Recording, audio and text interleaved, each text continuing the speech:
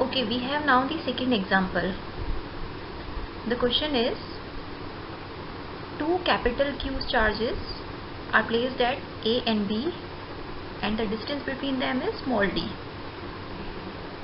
Now it is written that a third charge small q is to be placed between these charges. Now at what position this q should be placed so that q is in equilibrium? Okay, one is the condition given.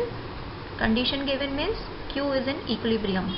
Equilibrium means net force on small q is 0. And one is the question asked, parameter asked. The parameter asked is position of q we have to find. So what we will do, we will consider this small q charge at some distance x from A. So from B its distance will become d minus x. Okay. Now we will circle this small q charge because this is the charge under consideration. And we have to find net force on this small q charge. How we will find? We will find the individual forces first. So other than small q we have two more charges. That means we will be making two forces. First of all, let us consider the effect of A. So small q charge will experience FCA force due to A charge.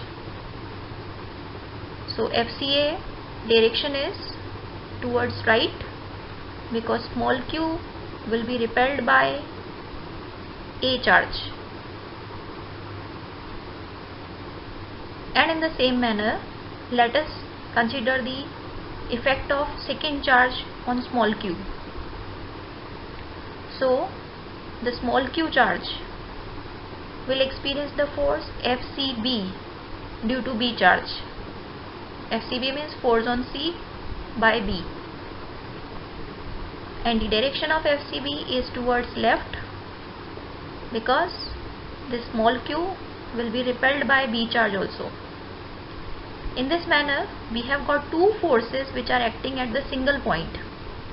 Two forces means FCA and FCB are acting at the single point C or charge small q. FCA and FCB both are in the opposite direction. Now recall that if two vectors are in the opposite direction, to get the resultant, we do subtraction.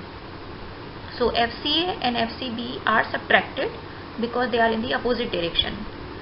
So FCA minus FCB is the resultant, but resultant force should be equated to 0 because in the question it is written that small q charge is in equilibrium. So FCA minus FCB equal to 0. So FCA equal to FCB. Now we have to put the magnitudes of FCA and FCB. When we are making the formula for FCA, so we have to see only the CA part of the diagram. Only look at the CA part of the diagram.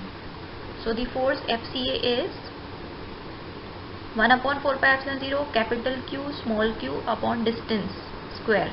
So distance is x between A and C. In the same manner, FCB, only look at the CB part of the diagram.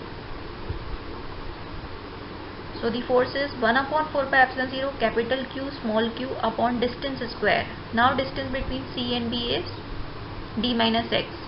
So d minus x square. After cancellation of the common terms, we are getting the square of the distances. We have to take square root. So we are getting d minus x upon x equal to 1. And solving this equation, we will get x equal to d by 2, which is the position of the charge which was required.